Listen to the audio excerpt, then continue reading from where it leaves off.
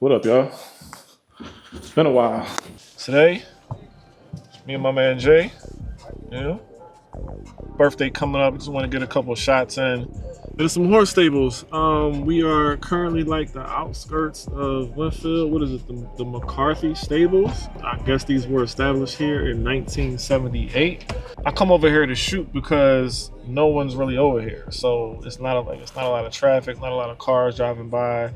And it's something that I really do need to actually get over, because if I want to really start building this channel, I'm going to have to vlog and be out in person, be seen on camera. All right, so we got a little bit more traffic than expected. So I'm going to get ready now. I'm putting on an ND filter.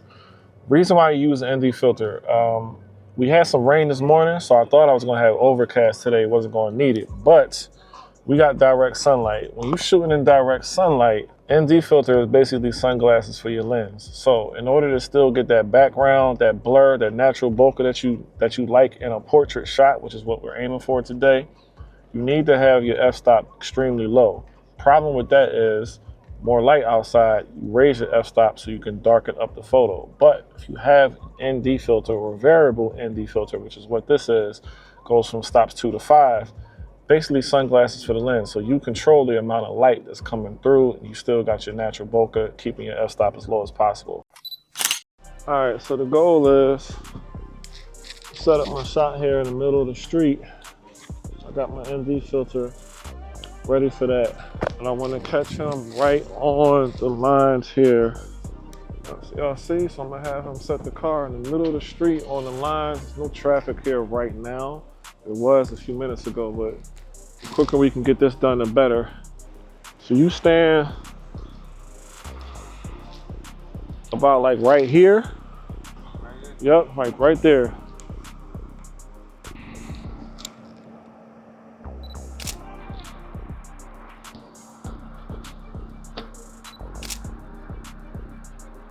Got a couple good ones in there. Actually, just follow me. I'll pull you back. All right. Keep coming, right here. Turn, right there, yep.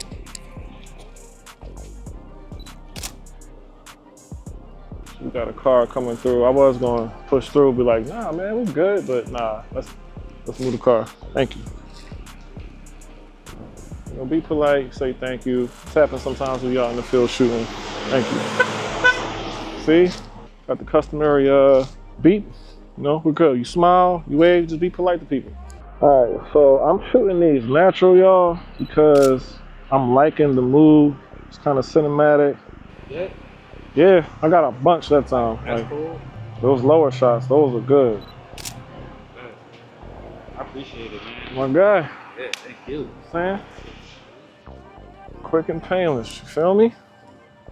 Nah, that was good, y'all. So we're gonna wrap up the part of outside today because my guy has to get back on the road. So when you get back to the studio, I'll run through everything, all the equipment I use. You see these extra step-up rings here. I'll break down what they are, why you need them, exactly what the variable ND filter is, and the company that you should get one from, the camera I used, everything. I'll go through the whole setup, see you back inside. What up, guys? All right, so we're back in the studio now. So shoot went well. It was really quick. Talked about it earlier. Just wanted to get a couple of photos for his birthday. Also wanted to highlight the car. Love the car, okay? I have been in too many Cadillacs in my life. I had a couple of friends that had the old STS when they were popular back in like 05, 06. Yes, I just showed my age, so what? But this thing was really nice, and I see why he wanted to shoot with it. I'm just hoping that, you know, the results that we're going to get from today are going to give him exactly what he's looking for. So I said I was going to talk gear, right? For those of you who have asked me several times about cameras, for those of you who might be new to the channel and you want to get into photography, you want to understand like how to shoot on location, there are certain things that you should have in your bag, some of which I did have in my bag, but you know, the client is happy, the client is happy. I showed him some of the raw photos and he was like, oh man, I'm good. You know, no need to do anything else. Like I had my drone, I was going to try to get an aerial shot. I had a flash in there. We talked about that. I was going to try to get a portrait with the flash unit on there. He didn't want to do any of that. He liked what he saw fresh out of the camera. And if he's happy, then I'm happy. But So I'm going to go over some of the gear that I did take with me that accomplished at least the results that you saw from today. So talked about the camera. I have the Canon R7. Got this back in, I think, 2022. I bought it the day before I worked my first Invest Fest, actually. I know that event just passed and there's been a lot of talk about that in the media world. So yeah, this camera, I bought it for that event and that actually went very well. Those pictures got me a lot of business from that weekend. I also have the same lens from that weekend, the Sigma 18 to 35 1.8 art lens. This was a beast. This was the first lens that I invested in when I switched over to Canon back in 2019. And for the light modifier, we've got the Moment 82 millimeter variable ND. Now, why I say 82 millimeters, I bought that one to a company or to fit all of the lenses I had. So when you purchase lenses for your camera, they all have widths at the end that fit certain attachments and certain filters and things like that. So I wanted to get the biggest one that fit on my 70 to 200. I often misplace this. I also brought this to shoot today, but we did not get to it. We only shot with the wide angle lens. He really just was trying to get in and out. Now granted, he drove in from an hour and a half away. It's Monday, it's a work day. So I think he wanted to go visit some family real quick and get back on the road. So I get why he didn't want to do a full-fledged photo shoot, but you got to be prepared. So the 82 millimeters for the 70 to 200, I believe. I also have an 85 that has some other step-up rings on it. This isn't going to focus there. That's fine. This is my Canon 85 1.8. I have some other step-up rings on it, and let's talk about step-up rings.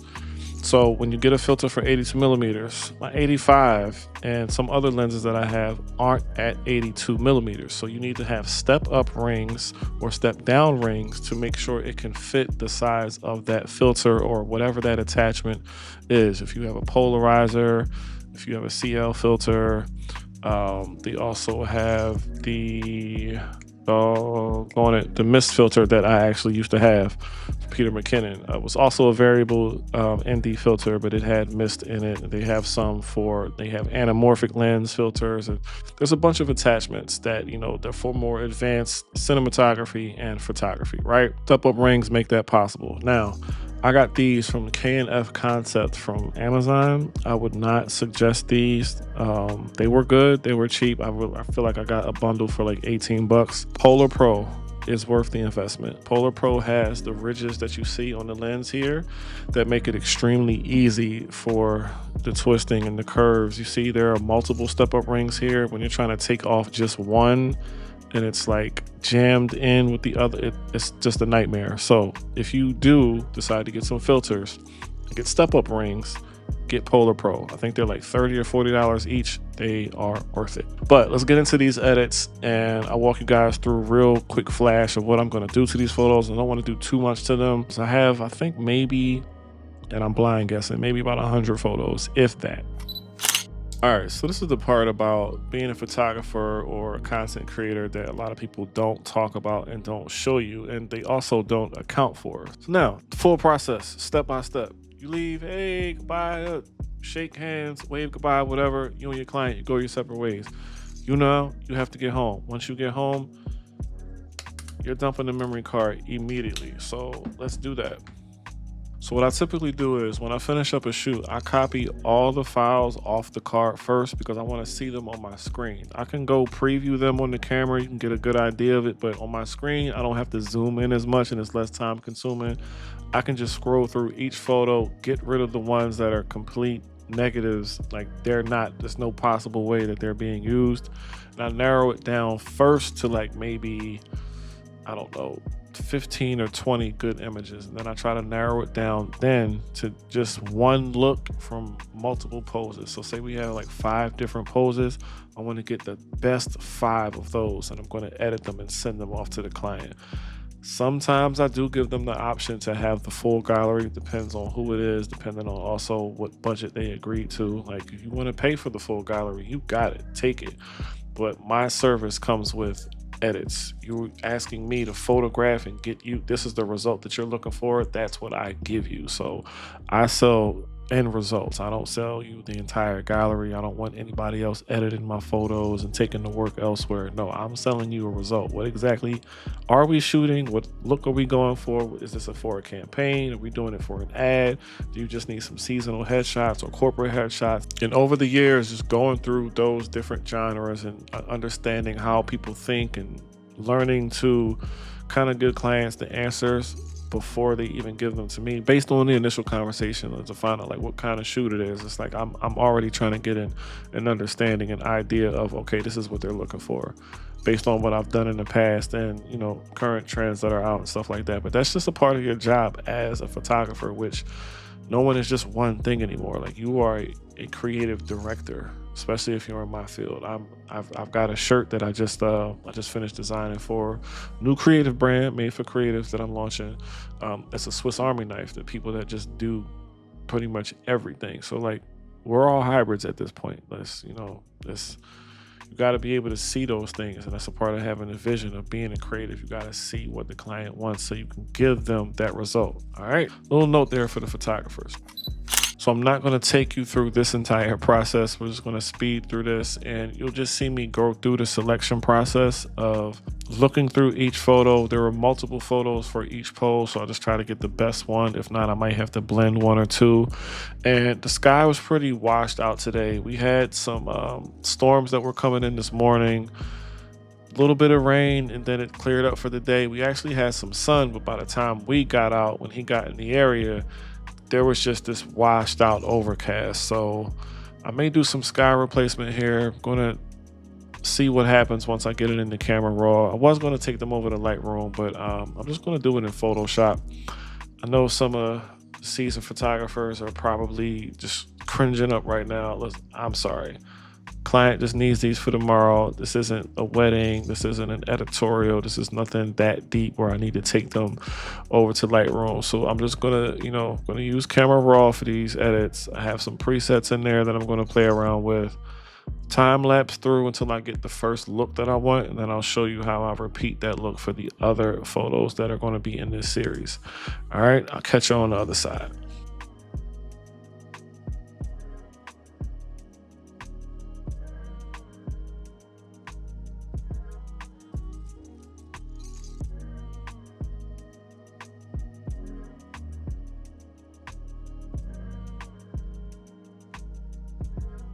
Yeah, so what I'm doing now is running each photo through that same process from that first edit, because I want everything to be consistent.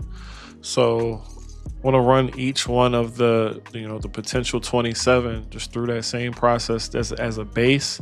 Some of them, obviously this one here, she's in the background. I've got to remove her. The other cars as well. I'll maybe center frame this, extend the street on the other side. See once I get to it, but I want to, that process to get that look, that LUT that I started with. I want to start there. Got to go back in, fix some of the shadows and highlights of some of these. I can already tell, but the foundation of edits and those steps that I went through are part of my process. I know this probably isn't the most efficient way to do it. I've seen some other videos and some other stuff going, but listen, I've said this before on the channel. I'm still learning this app. I've just been using it for 20 years. I never went to school for it. So what I'm showing you is my process. It may not be the exact process or the correct set of steps to get to the result. I'm just showing you the steps that I take to get to the results that I get to. So I start with the foundation first of edits, and then the individual photos that may need a little bit more exposure or may need some highlights brought down or a color change or something like that. I'll be able to go through with those afterwards, but I need to get that first look on all of them before I get in to make the individual changes. It's just something I've learned over the years that has helped me save time in the long run. Like, once I do this, I don't have to go back and try to remember like each thing, each little step that I put on it. Like, I know exactly what they're going to look like because my foundation is already set. It's saved me so much time over the years. Pretty sure there's some kind of action or batch button I can create that can set this up for me. I'm just hard-headed and I'm still doing things the hard way. So now that we got all of our edits and the foundation of this first LUT on here, now I go through and look at each individual photo to see which one should make my actual final cut. I usually deliver at least 5 photos. We didn't even discuss any kind of number. You know, this is my boy. I said I would meet him, hook him up. Let's get out, get this done. It's been a while since I have dusted off my camera and done an actual photo shoot. So this was very fun to knock out today. So I might give him 5. I might give him 10. We're gonna go through these images and make some more cuts, and then I'll see you there. I'm gonna go through some more individual edits and yeah, see which ones we like here. But one thing that I definitely learned in my early years getting Photoshop, again, no school, just got it, figured it out. You're not going to get better just guessing and looking at it and just hoping, like wondering, okay, how do I get there? You have to put in the work. You have to practice. Go out and shoot anything. Go to a local shop area, go downtown in whatever city you're in, and just shoot a few things. Shoot some buildings, shoot some cars, shoot some nature where you are. And then when you get home, take it in Photoshop, take it in Lightroom, take it in whatever app that you have.